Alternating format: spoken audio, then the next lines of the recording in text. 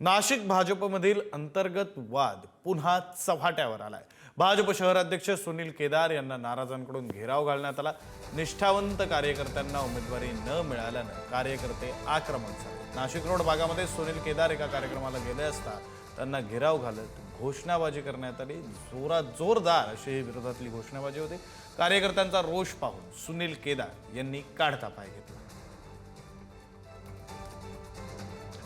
आपले प्रतिनिधी किरण ताजने आपल्यासोबत जोडले गेलेले आहेत। अधिकचे तपशील ते देतील। किरण, विक्रांत, खरं म्हणजे नाशिकमध्ये निष्ठावंत कार्यकर्त्यांना डावलून ज्या उमेदवाऱ्या दिल्या गेल्या त्यावरनं आता मोठा रोष बघायला मिळतोय। अंतर्गत जो वाद आहे तो या निमित्तानं चव्हाट्यावर आल्याचं आपल्याला बघायला मिळतंय।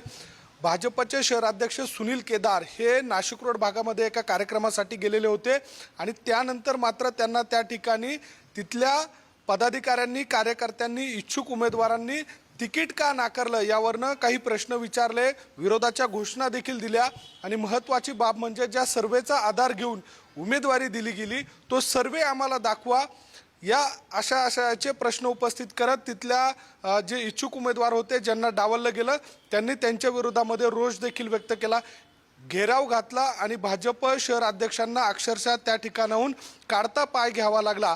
अशा स्वरूपाचं एकूणच चित्र नाशिकमध्ये बघायला मिळालं।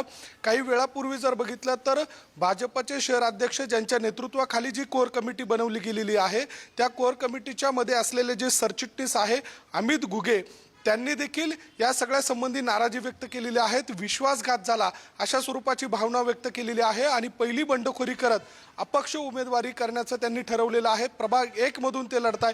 एकूणच नाशिकमध्ये निष्ठावंतांना डावलून ज्यांना उमेदवारी दिली गेलेली आहे त्यावरनं आता मोठा रोष आपल्याला नाशिकमध्ये बघायला मिळतोय। विक्रांत, धन्यवाद किरण दिलेल्या या सगळ्या सविस्तर माहितीसाठी।